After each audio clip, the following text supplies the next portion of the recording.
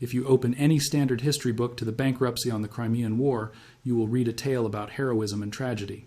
You will study approximately the price of the Light Brigade in which 600 British cavalrymen rode into the Valley of Death. You will read about Florence Nightingale walking through the field hospitals with her lamp saving the wounded. You will read that the British Empire went to conflict in 1853 for a noble motive. The tale is going that they sent their sons to die inside the freezing mud of Ukraine to stop the susceptible and defenseless Ottoman Empire from being crushed by the Russian bear. It is a tale of alliances and the balance of electricity. It is a story of knights in shining armor protecting the unwell man of Europe. But there's some other model of this story. It is a model that does not appear in the faculty textbooks. It is a model wherein the ink on the financial institution ledger is redder than the blood at the battlefield. The reality is that the British Empire did no longer ship its military to shop the Ottoman Sultan. They dispatched their military to save their bank debts. The Crimean War became one of the first clearly modern wars fought not just for territory, but for the security of monetary belongings. It became the beginning of a scheme that could enslave the Middle East for a century. Now, not with chains, however, with compound interest. To understand this betrayal, we have to pass again to London inside the early 1850 seconds. This turned into the peak of the Victorian technology. The metropolis of London turned into the financial capital of the sector. Bankers and top hats walked the streets of Threadneedle Street, finding out the destiny of countries with the stroke of a pen. At this time, the Ottoman Empire became a country of gradual and painful disintegrate. It controlled great territories from the Balkans to Baghdad, but its treasury was empty. The Sultan lived in opulence. However, his tax collectors had been corrupt, and his navy become outdated. To the north, the Russian Empire was hungry. The Tsar Nicholas I noticed the Ottomans as vulnerable. He known as them the unwell guy, and he believed the time had come to position the unwell guy out of his distress. Russia wanted to seize Constantinople. They desired get entry to the nice and cozy waters of the Mediterranean. For the British, this was a nightmare. If Russia took Constantinople, they might control the trade routes between Europe and Asia. They would threaten the British path to India. So, the politicians in Westminster determined that the Ottoman Empire needed to be stored alive, no longer because they preferred the Turks or respected their lifestyle, however due to the fact they wanted a buffer quarter in opposition to Russia. But warfare is pricey. The Ottoman Sultan Abdul-Majid had a hassle. He had no cash to combat a cutting-edge battle. He had lots of land and plenty of soldiers. However, he had no gold. In the past, the sultans had usually refused to borrow money from Europe. They knew that debt became an entice. They knew that if you borrow money from a Christian king, you subsequently need to obey his orders. For centuries, it became a factor of satisfaction that the Ottoman Empire had zero overseas debt. But in 1854, with Russian troops gathering on the Danube, the Sultan was determined. He became to his allies in London and Paris for assist. He requested for infantrymen. But the British bankers saw an opportunity. They told their government that they could support the conflict. But first, they needed to secure a brand new marketplace. They approached the Sultan's envoys with a smile and a contract. They presented to lend the Ottoman Empire the cash it had to combat the Russians. This became the well-known loan of 1,854. It turned into provided as a gesture of friendship, a lifeline to a drowning ally. But if you examine the first-rate print, it became a dying sentence. The British bankers agreed to lend the Ottoman government £3 million. In latest cash, that is loads of hundreds of thousands. But the terms had been brutal. The hobby charge became high. But the real kicker became the collateral. The bankers did not agree with the Sultan's promise to pay. They demanded a guarantee. They demanded that the once-a-year tribute payments from the Egyptian Khedive be dispatched at once to London to pay the hobby. Egypt turned into the wealthiest province of the Ottoman Empire. By signing this deal, the Sultan turned into correctly turning in his most reliable circulate of earnings to foreign bankers. He became selling his destiny to pay for his gift. However, he felt he had no preference. He signed the paper. The cash flowed into Constantinople, and the primary overseas debt in Ottoman records was born. With the money secured, the war could start. The British and French armies landed in Crimea. The preventing was bad. Disease killed more men than bullets. But lower back in London, the ecosystem changed into very exclusive. The town turned into booming. The bankers had been selling Ottoman bonds to the British public. They told widows and vicers and shopkeepers that investing inside the Ottoman mortgage became a patriotic responsibility. They stated it turned into a safe investment guaranteed by the British government's ally. The British public sold it. They poured their financial savings into those bonds, questioning they were assisting the conflict attempt. They did not realize they had been fueling a Ponzi scheme. While the soldiers were loss of life in the trenches of Sevastopol, the Sultan changed into spending the borrowed money. Much of it went to the warfare attempt, shopping for new rifles and cannons. But a great quantity disappeared into the wallet of corrupt officers or became spent at the Sultan's lavish lifestyle. The British advisors in Constantinople noticed this going on. They knew the money became being wasted. They knew the Ottomans might in no way be capable of paying it again. But they failed to forestall it. In truth, they advocated it. Why could they try this? Because the aim was no longer for the Ottomans to be successful. The aim became for them to emerge as established. Lord Palmerston, the British top minister, turned into a master of gunboat diplomacy. He understood that a debtor is a servant to the creditor. As long because the Ottoman Empire owed money to British banks, Britain had the right to intervene in Ottoman politics. They should dictate trade price lists. They could call for criminal privileges for British residents residing in the empire. The debt gave them a key to the Sultan's palace that no navy could ever provide. So whilst the cash from the 1,854 mortgage ran out, the British failed to say prevent. They stated borrow more. In 1855, just 1 year later, the Ottomans wished greater cash.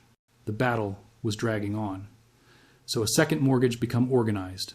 This time it became guaranteed by way of the British and French governments directly. This made the bonds even greater famous in London. The Sultan borrowed another 5 million kilos. The collateral this time was the customs revenues of the ports of Smyrna and Syria. Piece through piece, the sales streams of the empire have been being mortgaged to London. The Ottomans have been prevailing the struggle in opposition to Russia at the battlefield, but they have been dropping the struggle for his or her sovereignty in the bank.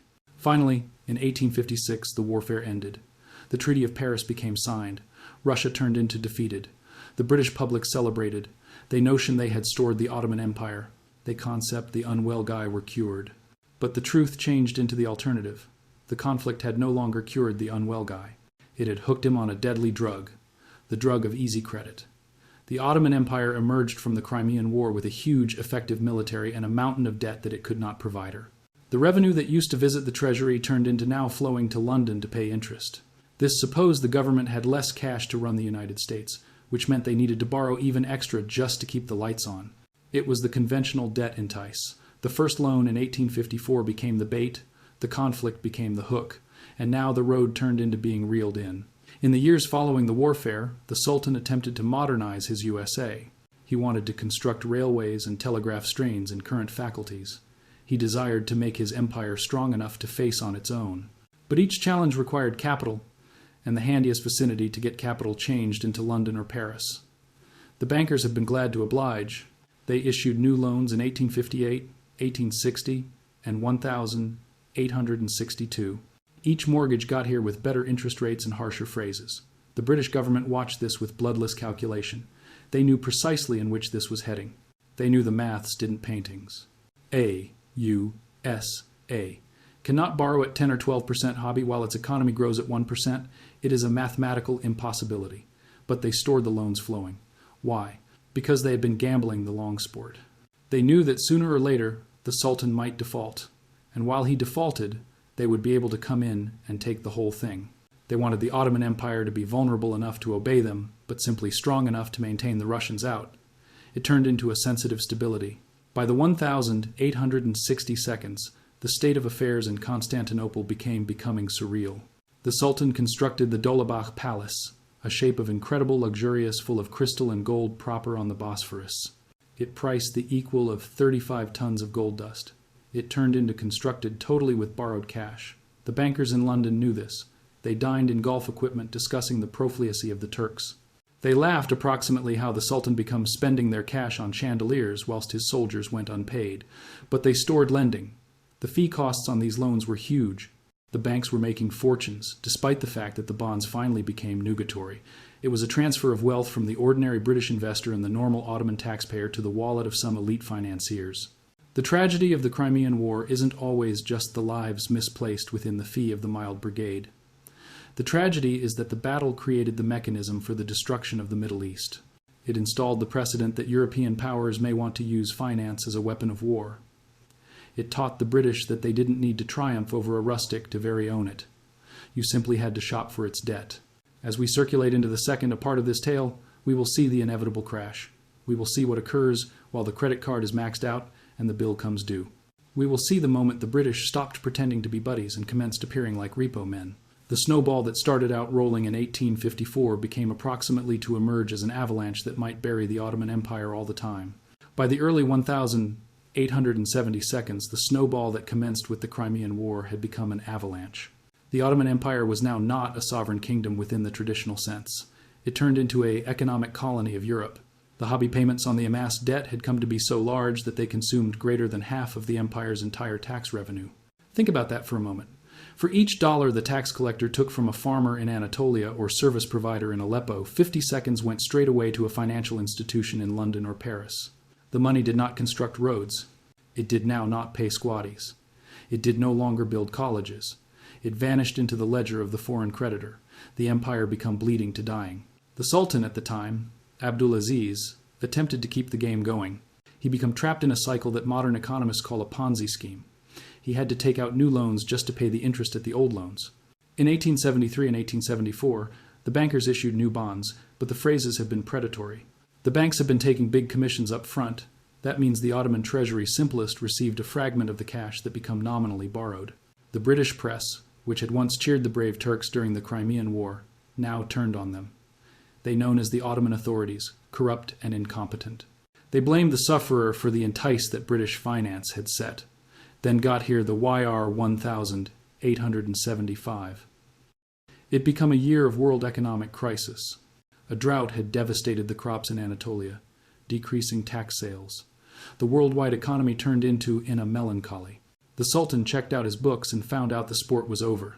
He should now not pay. On October 6th, 1875, the Ottoman authorities announced a partial default. They informed the sector they could best pay half of the hobby due in cash, and the opposite half of in new bonds. The markets in London and Paris panicked. The cost of Ottoman bonds crashed. Thousands of British investors who have been told these bonds were secure misplaced their financial savings. The illusion of the wealthy best friend turned into shattered. But for the British authorities and the foremost banking houses, this became the instant they have been awaiting. This changed into the foreclosure.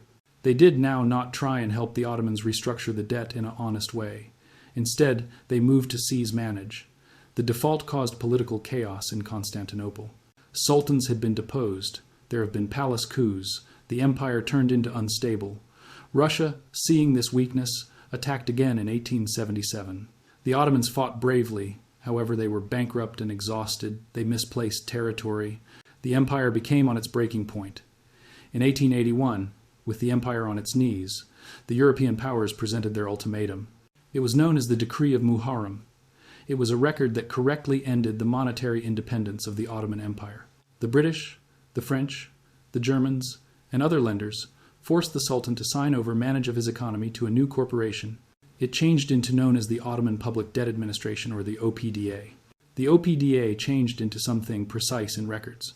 It was a financial institution that acted like a central authority. Its headquarters was a huge constructing in Constantinople that not noted the Golden Horn. It was run by a board of administrators appointed by means of European banks. The Sultan had nearly no say in the way it was run. The OPDA became given the right to accumulate taxes at once from Ottoman subjects. They took manage of the empire's maximum profitable monopolies: the salt monopoly, the silk tithe, the stamp tax, the tax on spirits and fishing. If you had been an Ottoman citizen and you bought a bag of salt, the cash you paid did not go to your ruler. It went to the OPDA. It went to the British and French shareholders. This turned into the ultimate fruition of the Crimean War method. Britain had now not had to occupy the complete Middle East with infantrymen. They had occupied it with accountants. The OPDA had its very own personnel of lots of officers. They have been regularly more green and powerful than the Sultan's personal government. They accrued taxes with ruthless efficiency. They ensured that each penny owed to the European creditors was extracted from the Ottoman economic system. The empire had been reduced to a farm wherein the harvest became exported to pay for the mistakes of the beyond. The effect of this financial slavery became devastating. Because the empire had no cash, it could not invest in its personal defense or infrastructure. When the Ottomans desired to construct railways, they had to deliver concessions to foreign companies due to the fact they couldn't manage to pay for to build them themselves. This allowed Britain and Germany to slice up the empire into spheres of influence. The British took control of the trade in Iraq and the Gulf. The French took the Levant. The Germans took the route to Baghdad. The U.S. being carved up alive. This weak spot without delay paved the way for the First World War. The Ottoman Empire became forced to align itself with Germany due to the fact the British and French had been bleeding it dry. The Germans offered Navy useful resource and technical guide. They promised to assist the Ottomans destroy unfastened from the stranglehold of the OPDA. When the warfare started out in 1914, the Ottoman goal became to abolish the debt management and regain their monetary freedom, but it became too late. The many years of underinvestment in monetary extraction had left the empire too vulnerable to live to tell the tale of the struggle. When the British military marched into Jerusalem and Baghdad in 1917, they were now not entering unknown territory. They had been entering lands that their banks had efficaciously owned for 40 years. The military conquest was simply the final step in a method that started out with the loan of 1,854. The soldiers who died inside the Crimean War believed they had been fighting for freedom, but in reality, they had been the shock troops for a monetary takeover. They cleared the direction for the bankers to comply with. The tale of the Ottoman debt is a caution from records. It shows how debt may be greater risky than a status military.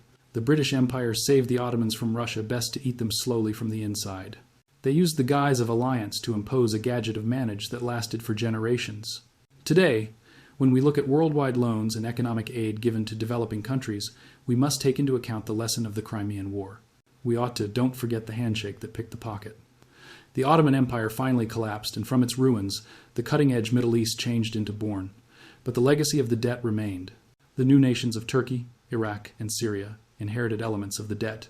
They started their life burdened through the ghosts of the 19th century. The Palace of Dolabahce nonetheless stands in Istanbul nowadays. It is a museum now. Tourists walk through its crystal halls in surprise at the gold leaf at the ceilings, but few of them realize that the one's partitions were constructed with the cash that destroyed an empire. They are a monument to the lure that was set in 1854, a trap that proves that once in a while the hand that gives you money is the hand that holds the knife. The British Empire did now not shop the ill guy of Europe. They stored him on existence guide, just long sufficient to inherit his estate. And this is the actual dark records of the Crimean War. I'm John, and that is the Cinematic History Tales channel. Subscribe now to live ahead of the curve due to the fact while the records books are written, you will want to be the various few who saw it coming. Empires fall in silence, overlooked until it's too late. Don't forget to subscribe. Join those who see what others